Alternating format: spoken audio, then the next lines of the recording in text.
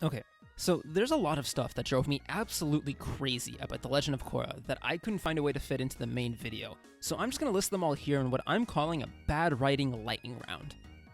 Let's start with a big picture problem that crippled the show from the get-go. I think Korra's plot structure made everything harder than it needed to be for what was already a clearly weak writing team. Every season, the main villain starts out either not actually threatening or not officially evil, and then only really starts doing bad things about halfway into the season. But at the same time, the writers insisted on focusing exclusively on the main villains as the core conflict of the show, and even usually have the main characters interact with them constantly throughout the season, and that puts the writers in a really difficult situation. On the one hand, because the villains start off as not actually villains in the first few episodes of each season, the main characters can't make any progress towards the core conflict, or they would deal with the main conflict before it even starts.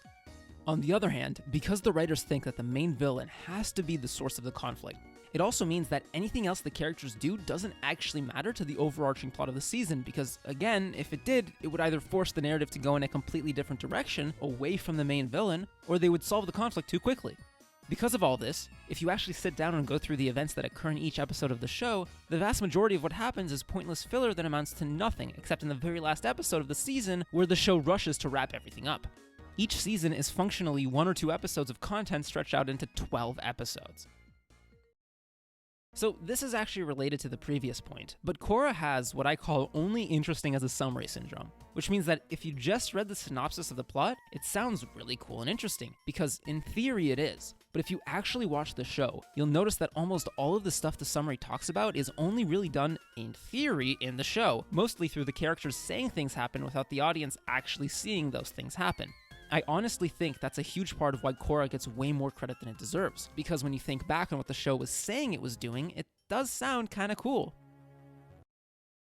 Okay, so this is kind of a nitpick, but I absolutely hate all of the random bullshit powers everyone keeps getting that just completely shit on all of the rules Airbender established. They're all incredibly stupid and don't even really make sense in the context of the show. They seem to mostly exist because the writers were lazy and wanted to escalate tension without actually doing it properly.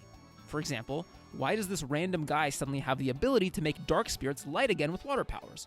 Where did this come from? Why is he the only person in history who can do this?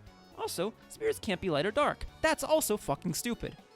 Why can only certain earthbenders metal bend arbitrarily? The whole point in the original show was that Toph could metal bend because she was super in tune with the earth, and figured out that metal is just a specific form of earth. I'd get it if you could only metal bend if you were really strong and had to master earthbending before becoming a metal bender, but no, just random people get to metal bend based on sheer randomness.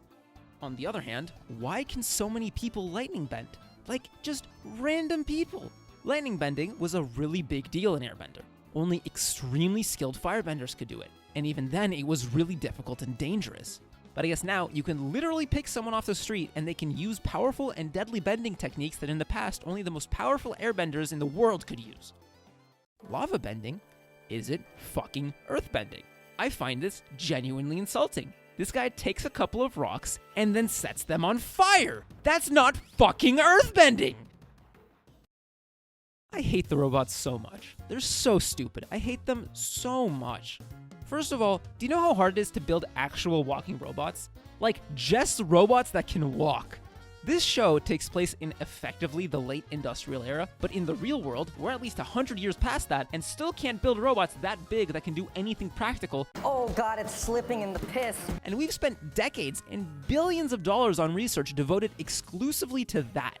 And it's explicitly not run by metal bending in the show. It's just mechanical, which is impossible. They also just suck the fun and tension out of the show. They're basically invincible and can do literally anything the writers want them to do, until sometimes they're beatable anyway because the show doesn't know how to move forward otherwise. Plus, this is a show about a world with bending. Why are there so many fights where we just watch robots punch each other? I mean, these fight scenes are all completely pointless anyway, but if you're going to have them, at least make them unique and interesting, right? Finally, they just look dumb. Look at this. Why would you think this was a good idea? Okay, so I feel kind of bad saying this, because the people who made this show are real humans with real feelings, and I don't want to just bully people for doing their jobs. But did anyone on the writing team actually try to make a good show? At all? There were just so many situations where the writers had really clear solutions for problems that they went out of their way to establish that they then just threw away for no reason. And so many times where they could have had the characters do anything productive or that would contribute to their character arcs that were actively used to just waste time instead.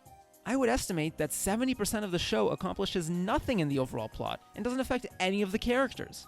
And that's before we even mention all of the other fundamental plot issues the show had, and the fact that the show didn't build on its predecessor at all except to just shit on it and make up new rules that don't really make any sense.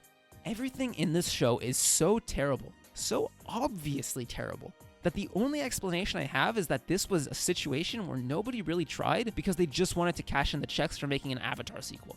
Either that, or the writing team and producers are just really, really bad at their jobs, and Airbender was a complete fluke.